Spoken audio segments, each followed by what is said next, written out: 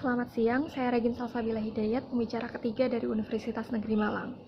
Dewan juri yang terhormat, di Indonesia sangatlah umum untuk melakukan publikasi terhadap informasi pribadi, pelaku maupun tersangka, kejahatan yang telah merugikan masyarakat maupun tindak kriminal yang telah melanggar UU maupun ketetapan lain yang telah disepakati dan dilegalkan secara umum di media. Seperti halnya penyebarluasan informasi pribadi mengenai aparat negara pelaku kejahatan pada novel Baswedan yang berakhir didakwa 1 tahun penjara.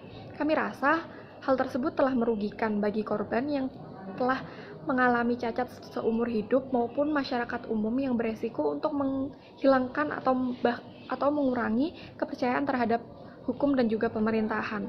Kami yakin bahwa dengan adanya publikasi informasi pribadi terhadap pelaku kejahatan merupakan bentuk hukuman sosial dan dapat memberikan maupun memperkuat fungsi hukum yang belum bisa maksimal di Indonesia.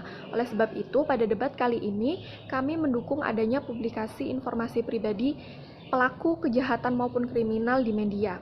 Kemudian kami akan menjelaskan mengenai dua hal. Yang pertama mengenai mengapa secara prinsip hal ini dapat dibenarkan, dan juga yang kedua mengenai bagaimana dampak pada hukum dan juga proses hukum itu sendiri. Dewan juri yang terhormat, mengenai mengapa secara prinsip hal ini dapat dibenarkan, ada beberapa bahasan yang akan kami paparkan. Pertama, hal ini merupakan bentuk balasan atau upaya untuk membayar tindakan yang telah dilakukan oleh pelaku. Kami rasa mengorbankan nama baik pelaku kejahatan tidaklah apa-apa, karena pada dasarnya mereka juga seorang pelanggar hak-hak orang lain, pelanggar hak-hak maupun ketetapan lain yang telah dilegalkan.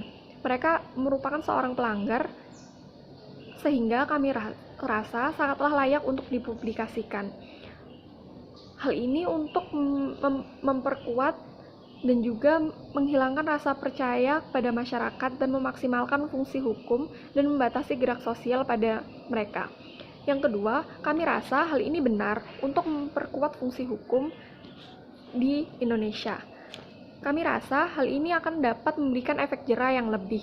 Selain hak sosial mereka dicabut secara sementara melalui hukuman penjara, ditambah dengan sanksi sosial ini, kami rasa akan memperkuat efek jera. Juga dapat meningkatkan upaya preventif sehingga orang-orang lain yang akan melakukan tindak kejahatan yang sama akan menarik diri, karena mereka tahu selain ada hukuman penjara, ada juga hukuman sosial yang dapat berupa pengucilan mereka di masyarakat, gunjingan, dan juga lain sebagainya. Sebagai contoh, pelaku korupsi sulit untuk sebagai contoh dampak efek jerahnya, pelaku korupsi sulit untuk mendapatkan pekerjaan lain seperti di perusahaan dan lain sebagainya, karena mereka memiliki catatan tindak pidana yang telah merugikan baik itu perusahaan maupun pemerintahan secara umum.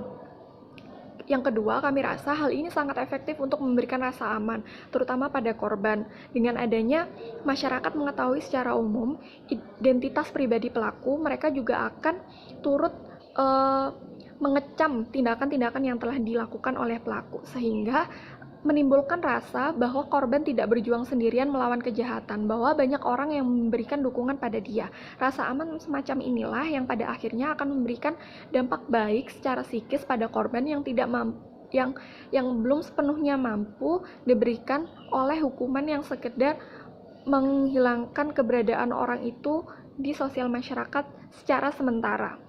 Kemudian Dewan Juri yang terhormat berbicara mengenai dampak pada hukum dan juga proses hukum. Kami rasa sentimen masyarakat akan muncul dengan adanya publikasi ini. Sentimen masyarakat yang mengucilkan dan juga mengecam tindakan para pelaku kejahatan pada akhirnya akan menimbulkan desakan pada pemerintah untuk mempercepat dan juga melakukan proses hukum secara cepat dan tepat. Karena masyarakat merasa, karena timbul keresahan pada masyarakat ketika sebuah kasus tidak segera diselesaikan atau lain sebagainya. Sehingga pada akhirnya atas desakan-desakan tersebut, hukuman semestinya dapat diberikan secara tepat kepada para pelaku kejahatan, seperti halnya kasus Fadian Paleka yang melakukan prank sembako. Dia berhasil ditangkap dan diadili berkat bantuan dari masyarakat dan juga sentimen masyarakat yang berhasil memblow up hal tersebut sehingga menjadi perhatian khalayak umum, dan kepolisian segera melakukan tindakan terhadap hal-hal tersebut supaya tidak terjadi di kemudian hari. Oleh sebab itu kami rasa sangatlah dapat dibenarkan kegiatan publikasi identitas pribadi terhadap pelaku kejahatan di media. Terima kasih.